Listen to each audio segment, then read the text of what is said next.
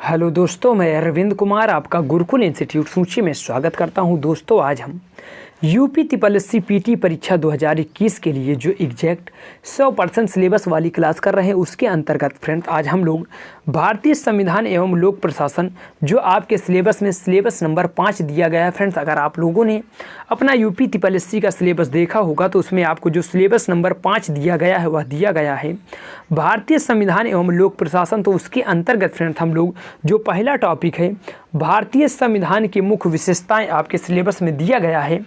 तो आज हम लोग जो चर्चा करेंगे वह भारतीय संविधान के मुख्य विशेषताओं पर चर्चा करेंगे।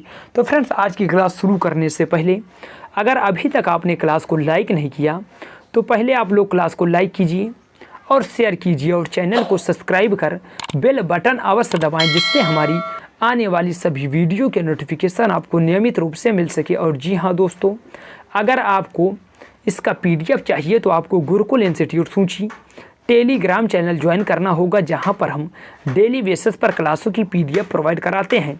तो धन्यवाद फ्रेंड्स, चलते हैं आज का ये टॉपिक डिस्कशन शुरू करते हैं, जिसमें हमको पढ़ना है भारतीय संविधान की मुख्य विशेषताएं।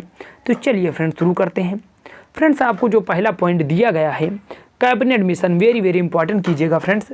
कैबिनेट मिशन 24 मार्च 1946 को भारत आया। फ्रेंड्स, यह डेट एग्जैक्ट आपसे पूछी जाएगी कि कैबिनेट मिशन भारत कब आया। तो जो कैबिनेट मिशन है वह भारत 24 मार्च 1946 को आया। तो यह आपके लिए इम्पॉर्टेंट हो सकता है। उसके बाद फ्रेंड्स दिया गया है कैबिनेट मिशन ने अपनी रिपोर्ट्स में संविधान सभा के गठन का एक सूत्र प्रस्तुत किया, जिसके आधार पर संविधान सभा निर्वाचित होनी थी। तो फ्रेंड्स, आप लोग इसको भी याद रखिएगा। उसके आगे चलते हैं और आगे देखते हैं। आगे आप लोगों को दिया गया है जो संविधान सभा का गठन किया था कैबिनेट मिशन ने। फ्रेंड्स, इसमें प्रांतों का प्रतिनिधित्व जनसंख्या के आधार पर होना था। फ्रेंड्स, कैबिनेट मिशन में कहा गया कि जो संविधान सभा बनेगी उसमें जो सदस्य होंगे उनका जो यानी प्रतिनिधित्व होंगे उनका जनसंख्या के आधार पर प्रतिनिधित्व होगा। तो आप लोग इसे इंडिकेट कीजिएगा। उसके बाद फ्रेंड्स आपको दिया गया इसके तहत मोटे तौर पर प्रति 10 लाख व्यक्तियों के ऊपर एक प्रतिनिधित्व का निर्वाचन की व्यवस्था जो है फ्रेंड्स वह आपको कैबिनेट मिशन में की गई थी। उसके बाद आप लोगों को दिया गया है 9 दिसंबर 1946 को संविधान सभा की प्रथम बैठक के समय सच्चिदानंद सिन्हा को अस्थायी अध्यक्ष बनाया गया। तो फ्रेंड इंपॉर्टेंट कीजिएगा, आपसे पूछा जाएगा कि संविधान सभा की प्रथम बैठक कब हुई। तो वह 9 दिसंबर 1946 को आपको संविधान सभा की प्रथम बैठक हुई, जिसमें सच्चिदानंद सिन्हा को फ्रेंड्स अस्थायी अध्यक्ष बनाया गया। तो आप लोग इसको इंपॉर्टेंट कीजिएगा। उसके बाद आप लोगों को दिया गया है 11 दिसंबर 1946 को संविधान सभा द्वारा डॉक्टर राजेंद्र प्रसाद को संविधान का स्थायी अध्यक्ष निर्वाचित किया गया। तो फ्रेंड्स, अगर आपसे यह पूछा जाता है कि संविधान सभा के अस्थायी अध्यक्ष, तो आपको बताना है डॉक्टर सच्चिदानंद सिन्हा। लेकिन वहीं पर अगर आपसे प्रश्न थोड़ा सा चेंज किया जाता है और पूछा जाता है कि संविधान सभा के स्थायी अध्यक्ष कौन थे, तो वह डॉक्टर राजेंद्र प्रसाद आपको स्थायी अध्यक्ष देखने को मिलेंगे। उसके बाद फ्रेंड्स आप लोगों को दिया गया है बेनेगल नरसिंह राव, जिन्हें हम BN राव के नाम से जानते हैं, संवैधानिक सलाहकार नियुक्त किए गए। तो फ्रेंड्स आप लोग इसे भी याद रखिएगा। उसके बाद फ्रेंड्स आप लोगों को दिया गया है प्रारूप समिति के अध्यक्ष डॉक्टर भीमराव अंबेडकर थे। फ्रेंड, यह जो प्रश्न है आपसे हजारों बार पेपर में पूछा गया है कि प्रारूप समिति के अध्यक्ष कौन थे। तो प्रारूप समिति के जो फ्रेंड्स अध्यक्ष थे वह डॉक्टर BR अम्बेडकर जो है, जो आपको प्रारूप समिति के सदस्य मिलेंगे। उसके आगे चलिए फ्रेंड्स, आगे आप लोगों को दिया गया है संविधान सभा में 13 दिसंबर 1946 को जवाहरलाल नेहरू द्वारा उद्देश्य प्रस्ताव प्रस्तुत किया गया। इंपॉर्टेंट कीजिएगा फ्रेंड्स, संविधान सभा में 13 दिसंबर 1946 को जवाहरलाल नेहरू द्वारा उद्देश्य प्रस्ताव प्रस्तुत किया गया। यह आपसे पेपर में पूछा जाता है बार बार। उसके बाद फ्रेंड्स आप लोगों को दिया गया है 26 नवंबर 1949 को भारतीय संविधान को अंगीकृत, अधिनियमित और आत्मार्पित किया गया। आप लोग इंपॉर्टेंट कीजिएगा फ्रेंड्स, 26 नवंबर 1949 को भारतीय संविधान को अंगीकृत, अधिनियमित और आत्मार्पित किया गया। तो आप लोगों से यह पूछा जाता है, तो आप लोग इसे बताइएगा। उसके बाद फ्रेंड्स आपको कहा गया है 26 नवंबर 1949 को ही नागरिकता, निर्वाचन और अंतरिम संसद से जुड़े उपबंध लागू किए गए। तो इसे भी आप लोग याद रखिएगा। उसके बाद फ्रेंड्स आप लोगों को दिया गया है भारतीय संविधान 2 वर्ष 11 माह और 18 दिन में बनकर तैयार हुआ। तो फ्रेंड्स आपसे यह डेट पूछी यानी समय पूछा जाता है कि भारतीय संविधान कितने दिनों में बनकर तैयार हुआ, तो वह 2 वर्ष 11 माह और 18 दिन में जो भारतीय संविधान है फ्रेंड्स वह बनकर तैयार हुआ। तो आप लोग इसको याद रखिएगा। उसके बाद आपको कहा गया है संविधान सभा द्वारा 24 जनवरी 1950 को संविधान पर हस्ताक्षर किए गए। तो फ्रेंड्स अगर आपसे पूछा जाए कि संविधान सभा की अंतिम बैठक कब हुई, तो वह 24 जनवरी 1950 को अंतिम बैठक हुई थी। उसके बाद फ्रेंड्स आगे देखिएगा, आगे आप लोगों को दिया गया है भारतीय संविधान 26 जनवरी 1950 को पूर्णतः लागू हुआ। इंपॉर्टेंट कीजिएगा, भारतीय संविधान 26 जनवरी 1950 को फ्रेंड्स पूर्णतः लागू हुआ। आपसे यह भी पूछा जाता है, तो आप लोग इस डेट को भी याद रखते हुए चलिएगा। उसके बाद आपको कहा गया है कैबिनेट मिशन योजना के तहत स्थापित संविधान सभा द्वारा भारत का संविधान अधिनियमित हुआ। तो आप लोग इसको भी याद रखिएगा। उसके बाद फ्रेंड्स आप लोगों को कहा गया है संविधान सभा में प्रांतीय संविधान समिति। इंपॉर्टेंट कीजिएगा फ्रेंड्स, संविधान सभा की प्रांतीय संविधान समिति के जो अध्यक्ष थे वह आपको सरदार वल्लभ भाई पटेल देखने को मिलते हैं। तो आप लोग सरदार वल्लभ भाई पटेल को याद रखिएगा। उसके बाद आगे देखिएगा फ्रेंड्स, आगे आप लोगों को कहा गया है संविधान सभा द्वारा स्थापित मौलिक अधिकारों और अल्पसंख्यक हेतु सलाहकार समिति के जो अध्यक्ष थे वह भी फ्रेंड्स सरदार वल्लभ भाई पटेल ही थे। अल्पसंख्यक और मौलिक अधिकारों के जो समिति के अध्यक्ष थे वह भी आपको सरदार वल्लभ भाई पटेल ही देखने को मिलते हैं। उसके बाद फ्रेंड्स आपको कहा गया है संविधान निर्मात्री परिषद की तदर्थ झंडा समिति। इंपॉर्टेंट कीजिएगा फ्रेंड्स, संविधान निर्मात्री परिषद की तदर्थ झंडा समिति के अध्यक्ष डॉक्टर राजेंद्र प्रसाद। तो फ्रेंड यह पेपर में आपकी जो है बार बार पूछा जाता है कि तदर्थ झंडा समिति के अध्यक्ष कौन थे, तो वह डॉक्टर राजेंद्र प्रसाद फ्रेंड्स आपको देखने को मिलेंगे। उसके बाद आप लोगों को कहा गया है संविधान सभा में कुल महिलाओं की संख्या। अगर फ्रेंड्स आपसे यह पूछी जाती है कि भारतीय संविधान सभा में कुल कितनी महिलाएं थी, तो कुल 15 महिलाएं थी। यह आपके पेपर में बार बार पूछा जाता है कि संविधान सभा में जो कुल महिलाओं की संख्या थी वह कितनी थी, तो वह आपको 15 देखने को मिलेगी। उसके बाद फ्रेंड्स आप लोगों को दिया गया है भारतीय संविधान के विदेशी स्रोत। आप लोग इसे वेरी इंपॉर्टेंट कीजिएगा, भारतीय संविधान के विदेशी स्रोत। फ्रेंड्स आपके पेपर में यहाँ से 1 या 2 प्रश्न 100% पूछा ही जाता है, तो आप लोग इसको गहन अध्ययन कीजिएगा फ्रेंड्स और अपने मस्तिष्क में इसे बैठाने की कोशिश कीजिएगा। चलिए देखते हैं। आपको पहला दिया गया है कि ब्रिटेन के संविधान से क्या क्या लिया गया, आपके सामने दिया गया फ्रेंड्स आप लोग याद रखिएगा। संसदीय शासन पद्धति, विधि का शासन, मंत्रिमंडलीय प्रणाली, एकल नागरिकता, द्विसदनीय प्रणाली, विधायी प्रक्रिया और संसदीय विशेषाधिकार, परमाधिकार लेख आदि जो है का उपबंध जो है फ्रेंड्स वह ब्रिटेन के संविधान से लिया गया है। तो आप लोग याद रखिएगा संसदीय शासन पद्धति, विधि का शासन, मंत्रिमंडलीय प्रणाली, एकल नागरिकता, द्विसदनीय प्रणाली, विधायी प्रक्रिया एवं संसदीय विशेषाधिकार और परमादेश जिन्हें फ्रेंड आप रिट कहते हैं उसको भी जारी करना जो है वह ब्रिटेन के संविधान से लिया गया है। चलिए फ्रेंड्स आगे देखते हैं। आगे आप लोगों को दिया गया है कि अमेरिका के संविधान से हमें देखना है कि अमेरिका के संविधान से हम लोगों ने क्या क्या लिया है। तो फ्रेंड्स अमेरिका के संविधान से उद्देशिका का विचार यानी जो प्रस्तावना का विचार, न्यायिक पुनरावलोकन, न्यायपालिका की स्वतंत्रता, मूल अधिकार, उपराष्ट्रपति का पद, राष्ट्रपति पर महाभियोग, उच्चतम न्यायालय तथा उच्च न्यायालय के न्यायाधीशों को हटाए जाने का उपबंध फ्रेंड्स जो हम लोगों ने अमेरिका के संविधान से ग्रहण किया है। तो आप लोग इसको दोबारा से पढ़िएगा। उद्देशिका का विचार, न्यायिक पुनरावलोकन, न्यायपालिका की स्वतंत्रता, मूल अधिकार, उपराष्ट्रपति पद, राष्ट्रपति पर महाभियोग, उच्चतम न्यायालय तथा उच्च न्यायालय के न्यायाधीशों को हटाए जाने का उपबंध ग्रहण किए गए हैं फ्रेंड्स वह अमेरिका के संविधान से किए गए हैं। उसके आगे फ्रेंड्स आप लोगों को दिया गया है, इंपॉर्टेंट कीजिएगा, आयरलैंड के संविधान से प्रेरणा लेकर नीति निर्देशक तत्व, राष्ट्रपति के निर्वाचन की पद्धति, राज्यसभा में कुछ सदस्यों का मनोनयन जो है फ्रेंड्स वह हम आयरलैंड के संविधान से लिए हैं। तो आप लोग इसको भी याद रखिएगा। उसके बाद फ्रेंड आगे चलते हैं और देखते हैं कि हमने कनाडा के संविधान से क्या क्या लिया है।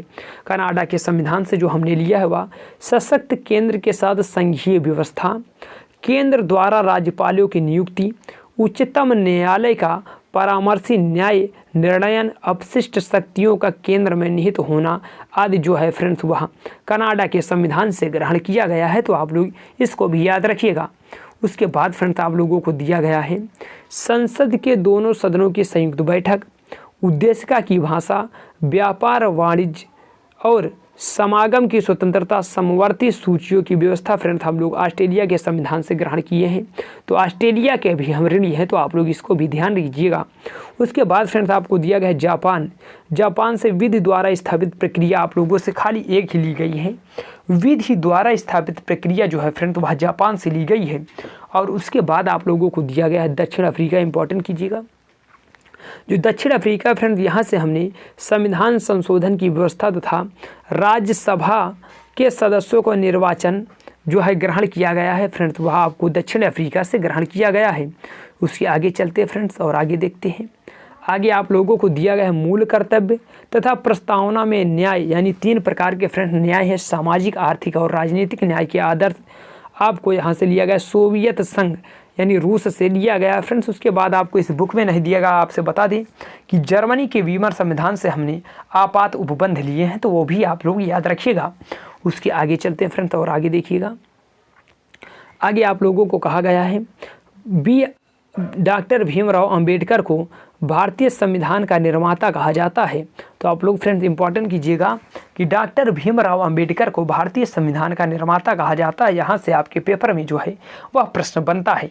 फ्रेंड्स आगे आपको दिया गया वर्ष 1946 में जवाहरलाल नेहरू की अंतरिम सरकार में गृह मंत्री सरदार वल्लभ भाई पटेल थे। तो फ्रेंड्स अगर आपसे पूछा जाता है कि अंतरिम सरकार में गृह मंत्रालय जो है वह किसके पास था, तो वह सरदार वल्लभ भाई पटेल के पास था।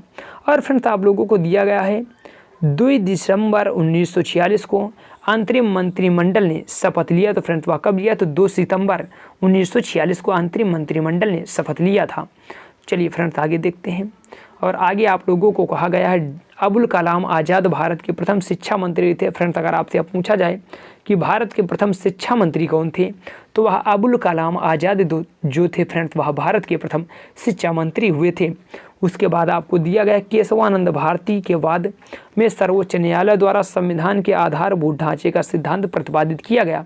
फ्रेंड जो केशवानंद भारती का वाद है वह 1973 में आया था। तो आप लोग 1973 को भी याद रखिएगा। इसमें संविधान के आधारभूत ढांचे का सिद्धांत को प्रतिपादित किया गया था। तो आपसे यह पूछा जाता है। उसके बाद फ्रेंड्स आप लोगों को दिया गया है संप्रभुता संपन्न लोकतांत्रिक एवं पंथ निरपेक्ष गणराज्य संसदीय स्वरूप की सरकार, संघात्मक स्वरूप लेकिन प्रकृति में एकात्मक आदि भारतीय संविधान की विशेषताएं हैं। तो आप लोग इसको भी याद रखिएगा कि और कौन कौन सी भारतीय संविधान की विशेषताएं हैं। आगे देखिएगा फ्रेंड्स, आगे आप लोगों को दिया गया है इंग्लैंड का संविधान आलिखित है। फ्रेंड्स अगर आपसे पूछा जाता है कि किस देश का संविधान आलिखित है, तो इंग्लैंड का संविधान जो आपको देखने को मिलेगा वह आलिखित है। उसके बाद फ्रेंड्स आप लोग देखिएगा, आप लोगों को दिया गया है वर्ष 1956 में देश के विभिन्न राज्यों में पुनर्गठन का आधार क्षेत्र की अधिकांश जनसंख्या द्वारा बोली जाने वाली भाषा थी। तो फ्रेंड्स आप लोग इंपॉर्टेंट कीजिएगा कब, 1956 में। उसके बाद फ्रेंड्स आप लोगों को दिया गया है भाषाई आधार पर सर्वप्रथम आंध्र प्रदेश राज्य का गठन 1956 में किया गया। तो फ्रेंड्स आपसे पूछा जाता है कि भाषाई आधार पर बनने वाला प्रथम राज्य कौन था, तब वह आंध्र प्रदेश था। उसके बाद देखिएगा फ्रेंड्स आप लोगों को इम्पोर्टेंट दिया गया है सरकार की गणतंत्री तथा लोकतांत्रिक स्वरूप, मौलिक अधिकारों तथा राज्य के नीति निर्देशक सिद्धांतों के मध्य विभाजन तथा संविधान की संघीय चरित्र भारतीय संविधान का बुनियादी ढांचा माना जाता है। तो आप लोग फिर से इसे पढ़िएगा फ्रेंड्स। सरकार की गणतंत्रीय तथा लोकतांत्रिक स्वरूप, मौलिक अधिकारों तथा राज्य के नीति निर्देशक सिद्धांतों के मध्य विभाजन तथा संविधान का संघीय चरित्र संविधान यानी भारतीय संविधान का बुनियादी ढांचा माना जाता है फ्रेंड्स। तो आप लोग इसको याद रखिएगा। उसके बाद आपको आगे दिया गया है राज्य सरकारें केंद्र सरकार की एजेंट है या कथन यह लक्षण संघीय सरकार के स्वरूप का नहीं है। आप लोग इसको इम्पॉर्टेंट कीजिएगा फ्रेंड्स। अगर मान लीजिए कि आपकी उसमें कथन पूछा गया कि राज्य सरकारें केंद्र सरकार की एजेंट है, यह कथन किस प्रकार की, यानी यह कथन क्या संघीय सरकार की विशेषता है, तो उसमें है नहीं। चलिए फ्रेंड्स आगे देखिएगा। आगे आप लोग को दिया गया है संघीय सरकार, संसदीय सरकार और न्यायपालिका की स्वतंत्रता भारतीय संविधान की विशेषता है, जबकि भारतीय संविधान में अध्यक्षात्मक सरकार प्रणाली नहीं अपनाई गई है। तो फ्रेंड्स आप लोग इसको भी पढ़ लीजिएगा। फ्रेंड्स यहाँ पर पढ़िएगा, उसके बाद आप उसका PDF लेकर अगर एक बार और अगर रीड करेंगे तो आपको ये हमेशा के लिए याद हो जाएगा। उसके बाद फ्रेंड्स आगे देखिएगा, आगे आप लोगों को दिया गया है भारत एक संघ है क्योंकि उसका संविधान राज्य और केंद्र के बीच सत्ता की साझेदारी की सुविधा देता है। आप लोग इंपॉर्टेंट कीजिएगा फ्रेंड्स, भारत एक संघ है क्योंकि उसका संविधान राज्य और केंद्रों के मध्य बीच यानी जो सत्ता की साझेदारी की सुविधा देता है। तो आप लोग इसका याद रखिएगा। उसके बाद फ्रेंड्स आपको दिया गया है सार्वजनिक हित याचिका, सार्वजनिक जिसे पब्लिक इंटरेस्ट लिटिगेशन की संकल्पना की शुरुआत USA में की गई थी। तो फ्रेंड्स आप लोगों से PIL पूछा जाता है कि इसकी शुरुआत कहाँ, तो इसकी शुरुआत जो है वह USA में की गई थी। उसके बाद फ्रेंड्स आप लोगों को दिया गया है भारत के क्षेत्र में राज्यों के क्षेत्र, संघीय क्षेत्र और अन्य क्षेत्र शामिल है जो कि अधिग्रहित हो सकते हैं। तो आप लोग इसको इम्पॉर्टेंट कीजिएगा कि भारत में कौन कौन शामिल है।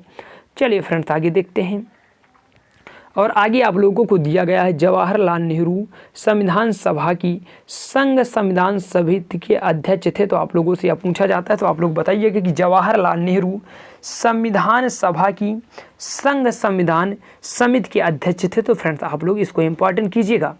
उसके बाद आप लोगों को दिया गया संविधान सभा की संचालन समिति के अध्यक्ष डॉक्टर राजेंद्र प्रसाद थे। संविधान सभा की मौलिक अधिकारों की उप समिति, इंपॉर्टेंट कीजिएगा फ्रेंड्स, संविधान सभा की मौलिक अधिकारों की उप समिति के अध्यक्ष जो थे फ्रेंड्स वहाँ JB कृपलानी थे। तो यह भी आपसे पूछा जाता है। चलिए फ्रेंड्स आगे देखते हैं, आगे आप लोगों को दिया गया है वर्तमान में भारतीय संविधान के मूल यानी वर्तमान में भारतीय संविधान के मूल पाठ में 22 भाग, 395 अनुच्छेद और 12 अनुसूचियाँ हैं। हालांकि गणना की दृष्टि से संविधान में अनुच्छेदों की संख्या 450 से अधिक हो गई है। तो फ्रेंड्स आप लोग इसको इम्पॉर्टेंट कीजिएगा, लेकिन आपसे सिंपल वे में पूछा जाए तो आपको बताना है 22 भाग, 395 अनुच्छेद और 12 अनुसूचियाँ हैं। चलिए फ्रेंड्स अब हम देखते हैं, आपको एक तरफ दिया गया है संविधान के भाग और उनसे संबंधित विषय। तो फ्रेंड्स आप लोग इसको ध्यानपूर्वक देखते हुए चलिएगा और याद करने की कोशिश कीजिएगा। यहाँ से 100% इंडिया का कोई भी एग्जाम होगा, लेकिन यहाँ से उसमें प्रश्न 100% बनेगा ही। तो आप लोग देखिएगा फ्रेंड्स, आपको दिया गया भाग 1, जो भाग 1 है वह संघ और राज्य क्षेत्र से संबंधित है। उसके बाद भाग 2 नागरिकता से संबंधित है, भाग 3 मौलिक अधिकार है और भाग 4 में फ्रेंड्स आपको राज्य के नीति निर्देशक तत्व देखने को मिलेंगे। उसके बाद जो भाग 4 का है फ्रेंड्स इंपॉर्टेंट कीजिएगा, भाग 4 का मूल कर्तव्य, भाग 5 में फ्रेंड्स आपको संघ मिलेगा, भाग 6 में राज्य और भाग 7 में प्रथम अनुसूची के भाग खा में सम्मिलित राज्य, यानी अब इसे भाग 7 को फ्रेंड्स हटा दिया गया है। 7वां संविधान संशोधन 1956 में फ्रेंड्स हुआ था, उसी के द्वारा जो भाग 7 है उसे निरसित कर दिया गया था। तो आप लोग इसको भी देखते हुए चलिएगा। उसके बाद आप लोगों को दिया गया भाग 8, फ्रेंड्स भाग 8 में संघ राज्य क्षेत्र के बारे में बताया गया। उसके बाद भाग 9 में पंचायत और भाग 9 का में फ्रेंड्स नगर पालिकाएँ हैं, इंपॉर्टेंट कीजिएगा। और भाग 9 खा में फ्रेंड्स आपको सहकारी समितियां देखने को मिलती हैं, यह आपके लिए इम्पॉर्टेंट बन सकता है। उसके बाद फ्रेंड्स भाग 10, जो भाग 10 है उसमें अनुसूचित और जनजाति क्षेत्र के बारे में फ्रेंड्स बताया गया। भाग 10 में अनुसूचित और जनजाति क्षेत्र के बारे में बताया गया है। उसके बाद फ्रेंड्स भाग 11 में आपको संघ और राज्यों के बीच जो संबंध है उसके बारे में आपको भाग 11 में बताया गया है। उसके बाद फ्रेंड्स आपको भाग 12 मिलेगा और भाग 12 में वित्त, संपत्ति, संविदा और वाद के बारे में बताया गया। तो इंपॉर्टेंट कीजिएगा फ्रेंड्स, भाग 12 में वित्त, संपत्ति, संविदा और वाद जो है वह आपको भाग 12 में देखने को मिलेगा। उसके आगे चलते हैं फ्रेंड्स, उसके आगे देखते हैं भाग 13 और भाग 13 के अंदर जो फ्रेंड्स आपको मिलेगा वह मिलेगा भारत के राज्य क्षेत्र के अंदर व्यापार, वाणिज्य और समागम जो है फ्रेंड्स वह आपको भाग 13 में आपको देखने को मिलेगा। उसके बाद फ्रेंड्स भाग 14 है और भाग 14 में आपको संघ और राज्यों के अधीन सेवाएं जो है वह आपको भाग 14 में नजर आएंगी। उसके बाद फ्रेंड्स आपको दिया गया भाग 14 का, इंपॉर्टेंट कीजिएगा, जो भाग 14 का है फ्रेंड्स, उसमें अधिकरण जिसे हम ट्रिब्यूनल कहते हैं उसके बारे में बताया गया है भाग 14 का में। उसके बाद फ्रेंड्स अगला भाग आता है भाग 15, और भाग 15 में हमें निर्वाचन के बारे में बताया गया है।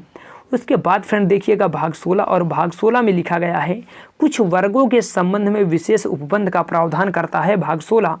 उसके बाद फ्रेंड भाग 17 में आपको राजभाषा के बारे में बताया गया है, और जो भाग 18 है वहाँ पर फ्रेंड्स आपको आपात उपबंध के बारे में जानकारी मिलती है। और फ्रेंड्स अगला आपको भाग दिया गया भाग 19, जो भाग 19 है फ्रेंड्स उसमें प्रकीर्ण के बारे में बताया गया है।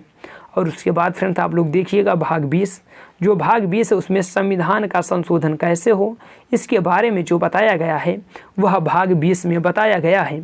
उसके बाद फ्रेंड्स मिलता है आपको भाग 21, और भाग 21 में अस्थायी संक्रमणकालीन और विशेष उपबंध है, तो आप लोग इसको इम्पॉर्टेंट कीजिएगा। उसके बाद फ्रेंड्स आप लोगों को दिया गया है भाग 22, और जो अंतिम भाग उसमें दिया गया है संक्षिप्त नाम प्रारंभ, हिंदी में प्राधिकृत पाठ और निरसन जो है फ्रेंड्स वह आपको भाग 22 में देखने को मिलेगा। तो फ्रेंड्स आशा करते हैं कि आप लोग मेरे साथ पढ़ रहे होंगे और उसे याद करने की कोशिश किए होंगे। फ्रेंड नहीं तो आप इसका PDF लेकर वहां से एक बार इसे रीड कर लीजिएगा, तो ये आपके लिए हमेशा के लिए कंठस्थ हो जाएगा। चलिए फ्रेंड्स अब हम देखते हैं अनुच्छेद 1 दृष्टि में। फ्रेंड्स आप लोग इसको बहुत ही बेहतरीन तरीके से देखिएगा, यहाँ से 100% आपके पेपर में अनुच्छेदों से प्रश्न पूछा ही जाता है। देखिएगा अनुच्छेद 1 दृष्टि में और इसे याद करने की कोशिश कीजिएगा। चलिए फ्रेंड देखते हैं जो अनुच्छेद 1 है। अनुच्छेद 1 में फ्रेंड्स संघ और उसका राज्य क्षेत्र के बारे में जानकारी मिलती है।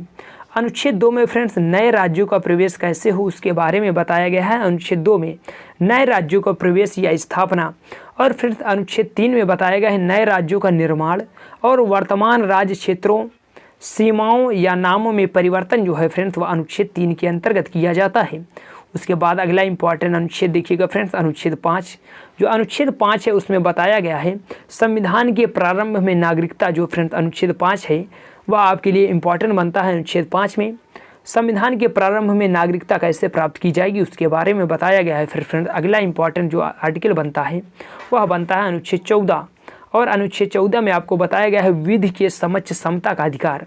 जो विधि के समक्ष समता का अधिकार है फ्रेंड्स वह अनुच्छेद 14 में बताया गया है। और उसके बाद अनुच्छेद 15 में फ्रेंड धर्म, मूल वंश, जाति, लिंग एवं जन्म स्थान के आधार पर विभेद का प्रतिषेध करता है अनुच्छेद 15। तो फ्रेंड्स आप लोग अनुच्छेद 15 याद रखिएगा, धर्म, मूल वंश, जाति, लिंग एवं जन्म स्थान यानी 5 आधार पर आपसे कोई भी भेदभाव नहीं करेगा, यह आपको अनुच्छेद 15 बताता है।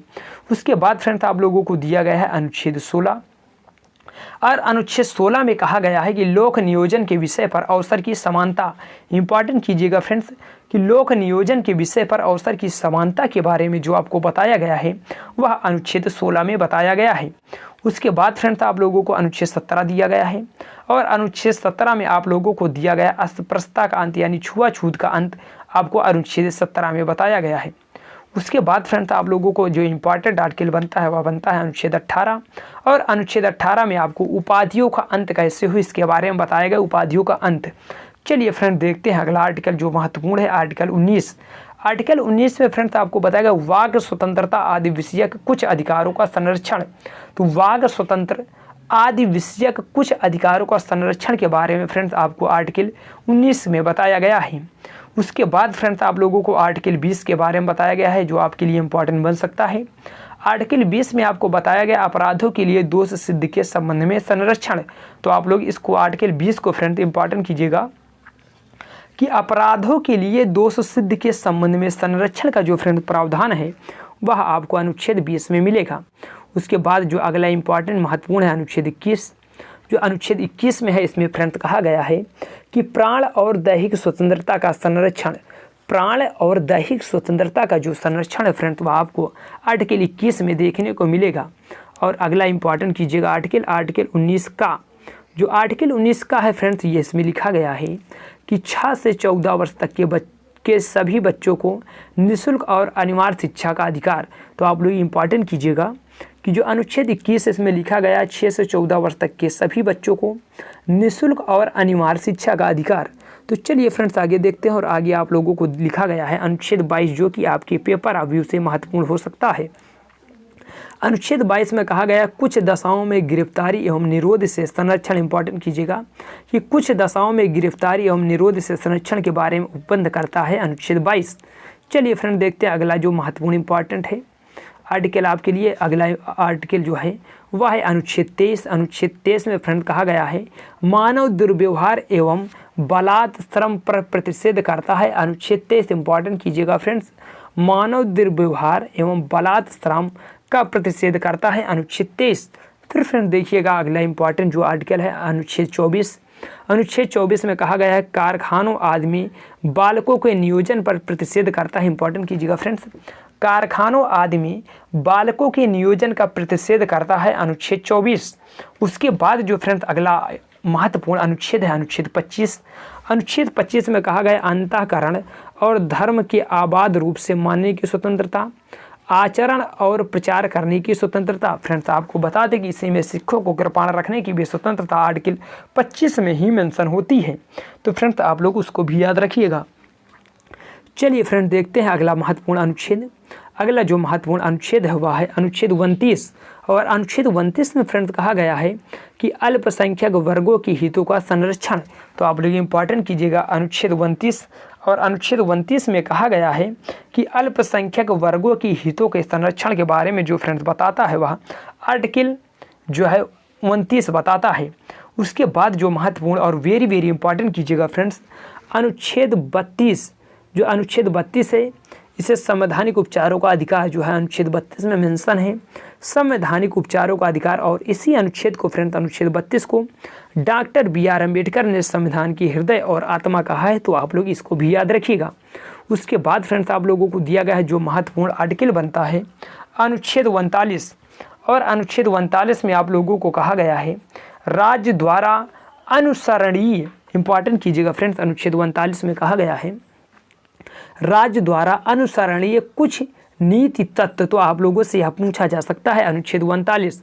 और उसके बाद फ्रेंड्स आप लोग इंपॉर्टेंट कीजिएगा अनुच्छेद 39 का को, यह बहुत ही महत्वपूर्ण अनुच्छेद है और यहाँ से 100% जो है आपके पेपर में प्रश्न बनता है। फ्रेंड देखिएगा अनुच्छेद 39 का आपको कहा गया है समान न्याय तथा निःशुल्क विधिक सहायता का प्रावधान फ्रेंड जो करता है वह अनुच्छेद 39 का करता है, तो आप लोग इसको याद रखिएगा। उसके बाद फ्रेंड जो अगला इंपॉर्टेंट आर्टिकल बनता है वह बनता है अनुच्छेद 40। और इसमें कहा गया है ग्राम पंचायतों की स्थापना, इंपॉर्टेंट कीजिएगा फ्रेंड्स अनुच्छेद 40 को और इसे ध्यानपूर्वक पढ़िएगा। यहाँ से अनुच्छेद 40 से बार बार प्रश्न पूछा जाता है। ग्राम पंचायतों की स्थापना का जो प्रावधान है फ्रेंड्स वह आर्टिकल 40 में है। और उसके बाद अगला महत्वपूर्ण आर्टिकल बनता है आर्टिकल 41। और आर्टिकल 41 में फ्रेंड्स कहा गया है कुछ दशाओं में काम, शिक्षा और लोक सहायता पाने का अधिकार, तो आप लोग इंपॉर्टेंट कीजिएगा आर्टिकल 41 को और देखिएगा। इसमें कहा गया है कुछ दशाओं में काम, शिक्षा और लोक सहायता पाने का अधिकार जो है फ्रेंड्स वह आर्टिकल 41 में है। उसके बाद आप वेरी वेरी इंपॉर्टेंट कीजिएगा आर्टिकल 44। जो अनुच्छेद 44 इसमें फ्रेंड कहा गया है नागरिकों के लिए समान नागरिक संहिता, जिसे आप समान सिविल संहिता का प्रावधान करता है अनुच्छेद 44। और फ्रेंड्स आपको बता दें कि भारत का एकमात्र राज्य गोवा है जहां पर समान सिविल संहिता लागू की गई है और कोई भी राज्य अभी तक लागू नहीं किया है, तो फ्रेंड्स आप लोग इसको भी याद रखिएगा। उसके बाद जो फ्रेंड्स अगला आपको महत्वपूर्ण अनुच्छेद बनता है वह बनता है अनुच्छेद 45। और अनुच्छेद 45 में कहा गया है 6 वर्ष से कम आयु के बच्चों की बाल्यावस्था की देखभाल और शिक्षा के लिए प्रावधान करता है फ्रेंड्स अनुच्छेद 45, तो आप लोग इसको याद रखिएगा। फिर फ्रेंड्स आपके लिए अगला महत्वपूर्ण आर्टिकल जो है अनुच्छेद बनता है अनुच्छेद 48 का। वेरी वेरी वेरी इंपॉर्टेंट अनुच्छेद है अनुच्छेद 48 का। और इसमें कहा गया है पर्यावरण का संरक्षण और संवर्धन एवं वन्य जीवों की रक्षा, इंपॉर्टेंट कीजिएगा फ्रेंड्स। अनुच्छेद 48 का में कहा गया है पर्यावरण का संरक्षण और संवर्धन एवं वन तथा वन्य जीवों की रक्षा करना जो है यह आर्टिकल 48 का में मेंशन है। उसके बाद फ्रेंड्स अगला महत्वपूर्ण अनुच्छेद अनुच्छेद 50 है आपके पेपर ऑफ व्यू से। अनुच्छेद 50 में फ्रेंड्स कहा गया है कार्यपालिका से न्यायपालिका का पृथक्करण, कार्यपालिका से न्यायपालिका के पृथक्करण की बात जो है फ्रेंड्स वह अनुच्छेद 50 में कही गई है। चलिए फ्रेंड्स आगे और आगे देखिएगा। आप लोगों को दिया गया है अनुच्छेद 51 जो आपके लिए महत्वपूर्ण है। अनुच्छेद 51 में फ्रेंड्स कहा गया है अंतर्राष्ट्रीय शांति और सुरक्षा की अभिवृद्धि। अनुच्छेद 51 में कहा गया है अंतर्राष्ट्रीय शांति और सुरक्षा की अभिवृद्धि के बारे में फ्रेंड्स अनुच्छेद 51 में कहा गया है। उसके बाद जो अगला महत्वपूर्ण अनुच्छेद बनता है फ्रेंड्स, अनुच्छेद 51 का इम्पोर्टेंट कीजिएगा। अनुच्छेद 51 का में फ्रेंड्स मूल कर्तव्य के बारे में बताया गया। और फ्रेंड्स आपको बता दें कि मूल कर्तव्य जो है वह मूल संविधान में नहीं थी, इसे 42वां संविधान संशोधन 1976 द्वारा सरदार स्वर्ण सिंह समिति की सिफारिश पर जोड़ा गया। और मूल कर्तव्यों की संख्या जो है फ्रेंड्स वह 11 है, तो आप लोग इसको भी इम्पॉर्टेंट कीजिएगा। अगला जो महत्वपूर्ण अनुच्छेद बनता है फ्रेंड्स वह बनता है अनुच्छेद 52।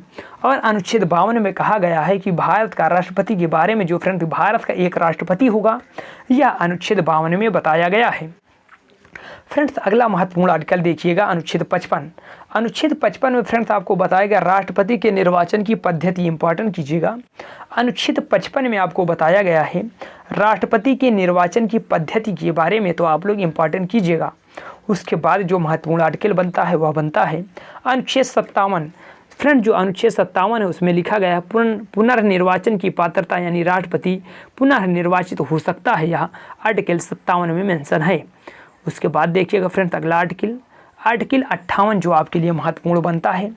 आर्टिकल 58 में फ्रेंड्स कहा गया है राष्ट्रपति की योग्यता के बारे में जो है वह आर्टिकल 58 में बताया गया है कि राष्ट्रपति को राष्ट्रपति पद धारण करने के लिए क्या क्या योग्यताएं होनी चाहिए, वह आर्टिकल 58 में है। फिर अगला देखिएगा फ्रेंड्स, अगला है अनुच्छेद 60। जो अनुच्छेद 60 है वह आपके पेपर की दृष्टि से महत्वपूर्ण हो सकता है। अनुच्छेद 60 में फ्रेंड्स कहा गया है राष्ट्रपति पद शपथ, राष्ट्रपति द्वारा शपथ या प्रतिज्ञान, तो आप लोग इंपॉर्टेंट कीजिएगा। अनुच्छेद 60 राष्ट्रपति द्वारा शपथ या प्रतिज्ञान के बारे में फ्रेंड जो है वह अनुच्छेद 60 में बताया गया है, तो आप लोग इंपॉर्टेंट कीजिएगा। उसके बाद जो आपको फ्रेंड महत्वपूर्ण अनुच्छेद बनता है वह बनता है अनुच्छेद 61।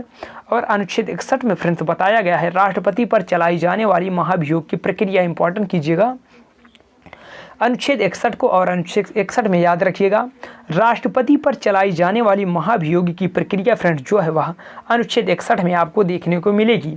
उसके बाद फ्रेंड्स आप लोगों को दिया गया है महत्वपूर्ण आर्टिकल 66। जो आर्टिकल 66 है इसमें आपको दिया गया है तो उपराष्ट्रपति का निर्वाचन के बारे में फ्रेंड्स जो है वह आर्टिकल 66 में बताया गया है, तो आप लोग इसको याद रखिएगा। उसके बाद फ्रेंड्स जो अगला आर्टिकल महत्वपूर्ण बनता है वह बनता है आर्टिकल 70, इंपॉर्टेंट कीजिएगा फ्रेंड्स अनुच्छेद 70 को। और अनुच्छेद 70 में आपको दिया गया है अन्य आकस्मिकताओं में राष्ट्रपति के कृत्यों का निर्वहन, तो आप लोग इंपॉर्टेंट कीजिएगा फ्रेंड्स अनुच्छेद 70 को। इसमें दिया गया अन्य आकस्मिकताओं में राष्ट्रपति के कृत्यों का निर्वहन जो है वह उपराष्ट्रपति करेगा, यह अनुच्छेद 70 में बताया गया है। उसके बाद फ्रेंड्स आप लोगों को दिया गया है अनुच्छेद 72, इंपॉर्टेंट कीजिएगा आपके पेपर रिव्यू से महत्वपूर्ण है। अनुच्छेद 72 राष्ट्रपति द्वारा क्षमादान की शक्ति जो है फ्रेंड्स वह अनुच्छेद 72 में आपको देखने को मिलेगी। उसके बाद जो फ्रेंड्स अगला महत्वपूर्ण अनुच्छेद है वह है अनुच्छेद 74। और अनुच्छेद 74 में कहा गया है राष्ट्रपति को सहायता और सलाह देने के लिए एक मंत्रिपरिषद होगी, तो फ्रेंड इंपॉर्टेंट कीजिएगा अनुच्छेद 74 को और इसे पढ़िएगा। राष्ट्रपति को सहायता और सलाह देने के लिए एक मंत्रिपरिषद होगी, तो आप लोग इसको इम्पॉर्टेंट कीजिएगा। चलिए फ्रेंड्स आगे देखते हैं। आगे आप लोगों को दिया गया है अनुच्छेद 75(1), आप लोग इम्पॉर्टेंट कीजिएगा अनुच्छेद 75(1). जो अनुच्छेद 75(1) है उसमें फ्रेंड्स कहा गया है राष्ट्रपति की नियुक्त यानी प्रधानमंत्री की नियुक्त राष्ट्रपति करेगा और अन्य मंत्रियों की नियुक्त जो है वह राष्ट्रपति प्रधानमंत्री की सलाह पर करेगा। तो फ्रेंड्स आप लोग देखिएगा आपके पेपर रिव्यू से महत्वपूर्ण हो सकता है अनुच्छेद 75(1). तो अनुच्छेद 75(1) में फ्रेंड्स कहा गया है कि प्रधानमंत्री की नियुक्त राष्ट्रपति करेगा और अन्य मंत्रियों की नियुक्त राष्ट्रपति प्रधानमंत्री की सलाह पर करेगा। तो फ्रेंड्स आप लोग इसको याद रखिएगा, यहाँ से आपके प्रश्न बन सकते हैं। फ्रेंड्स अगला आपको महत्वपूर्ण अनुच्छेद दिया गया है अनुच्छेद 76। जो अनुच्छेद 76 है इसमें फ्रेंड कहा गया है भारत का एक महान न्यायवादी होगा, महत्वपूर्ण हो सकता है आपके लिए अनुच्छेद 76। अनुच्छेद 76 में कहा गया है फ्रेंड्स कि भारत का एक महान न्यायवादी होगा, तो आप लोग इम्पॉर्टेंट कीजिएगा। उसके बाद फ्रेंड्स आप लोगों को दिया गया अनुच्छेद 79, इंपॉर्टेंट कीजिएगा अनुच्छेद 79, अनुच्छेद 79। जो अनुच्छेद 79 है फ्रेंड्स, इसमें कहा गया संसद के गठन का प्रावधान। फ्रेंड जो जितने भी आर्टिकल आपको दिए गए वेरी वेरी इंपॉर्टेंट आपके पेपर रिव्यू से हैं, तो आप लोग सारे आर्टिकल को ध्यानपूर्वक पढ़ते हुए चलिएगा। अनुच्छेद 79 संसद के गठन का प्रावधान करता है फ्रेंड्स। उसके बाद अनुच्छेद 80 में राज्यसभा की संरचना के बारे में बताया गया है, और आर्टिकल जो अनुच्छेद 81 में लोकसभा। फ्रेंड्स इंपॉर्टेंट कीजिएगा, पहले आर्टिकल 80 आता है तो पहले में राज्यसभा है, और फिर उसके बाद आर्टिकल 81 में आपको लोकसभा की संरचना के बारे में बताया गया है, तो आप लोग इसको इंपॉर्टेंट कीजिएगा। उसके बाद फ्रेंड जो अगला महत्वपूर्ण आर्टिकल है वह है अनुच्छेद 83(1), इंपॉर्टेंट कीजिएगा। जो अनुच्छेद 83(1) है फ्रेंड्स, उसमें कहा गया है कि राज्यसभा एक स्थायी सदन है। इंपॉर्टेंट कीजिएगा, अनुच्छेद 83(1) में फ्रेंड्स बताया गया है कि राज्यसभा एक स्थायी सदन है, तो आप लोग इसको इंपॉर्टेंट कीजिएगा। चलिए फ्रेंड्स आगे देखते हैं, और आगे आप लोगों को दिया गया है अनुच्छेद 84(1), इंपॉर्टेंट कीजिएगा फ्रेंड। अनुच्छेद 84 में फ्रेंड्स आपको कहा गया संसद की सदस्यता के लिए अर्हता। जो संसद की सदस्यता के लिए अर्हता के बारे में फ्रेंड्स बताया गया है, वह अनुच्छेद 84 में बताया गया कि संसद सदस्य बनने के लिए क्या क्या अर्हताएँ होनी चाहिए।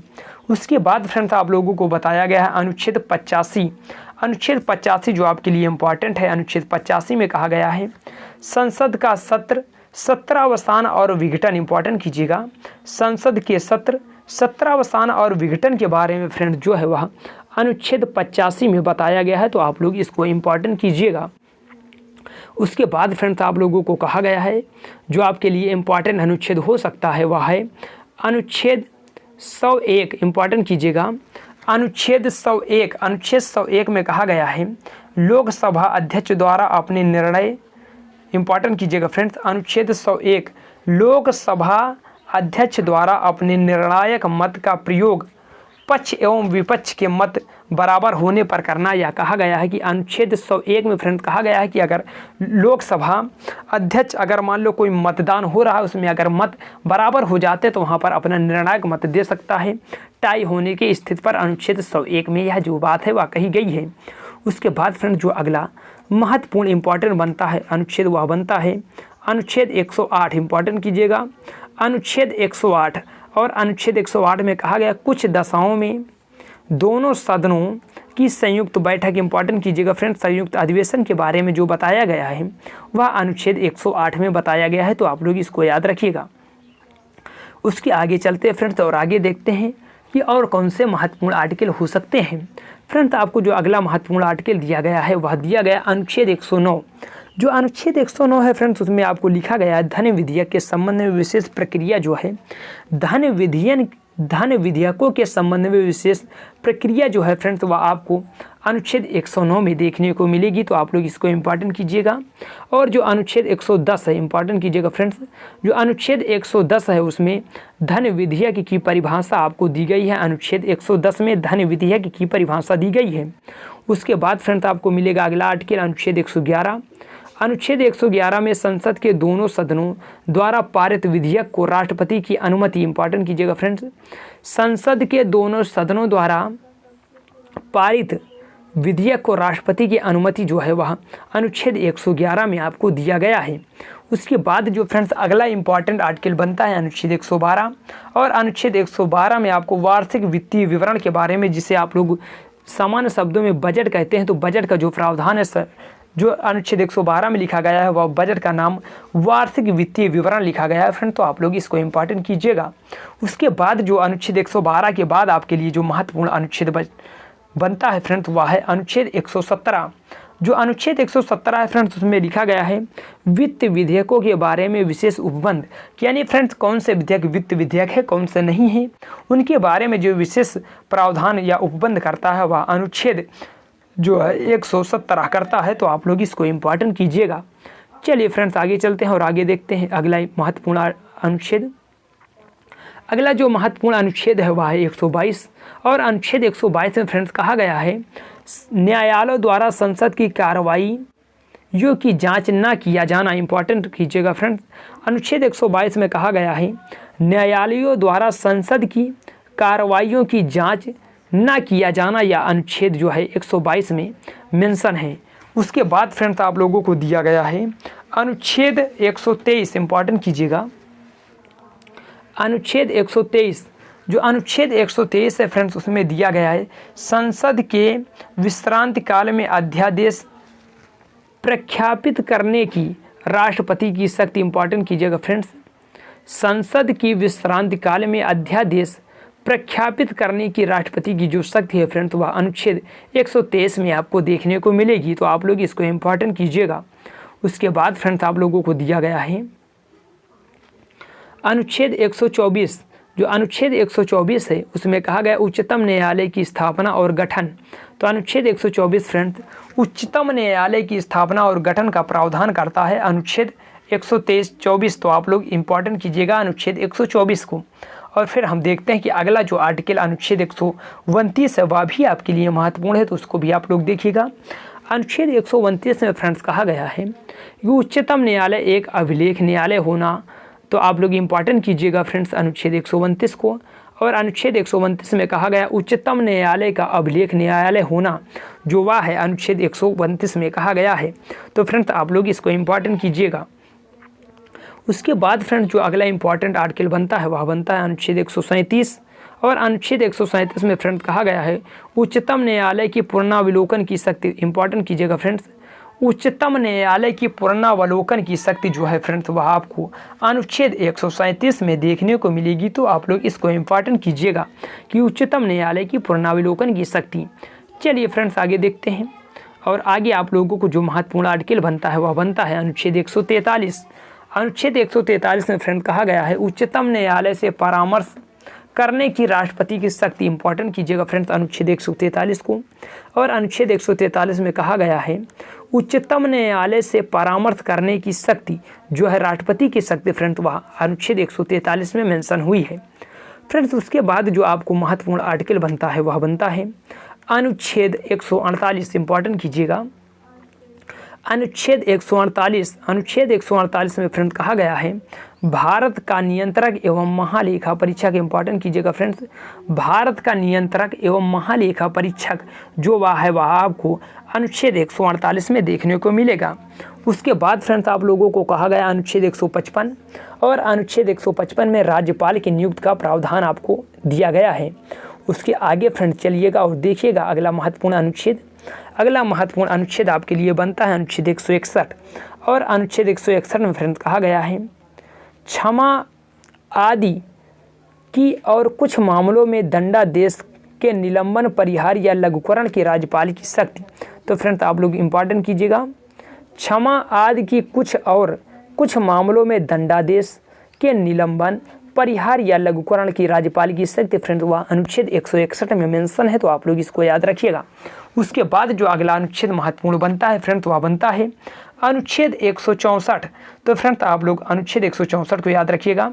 अनुच्छेद 164 का जो सब क्लॉज 1 है, सब क्लॉज 1 में अनुच्छेद 164 सब क्लॉज 1 में फ्रेंड्स कहा गया है कि राज्यपाल द्वारा मुख्यमंत्री की नियुक्ति और मुख्यमंत्री की सलाह पर अन्य मंत्रियों की नियुक्ति फ्रेंड्स वह अनुच्छेद 164 की सब क्लॉज 1 में दिया गया है, तो आप लोग इसको याद रखिएगा।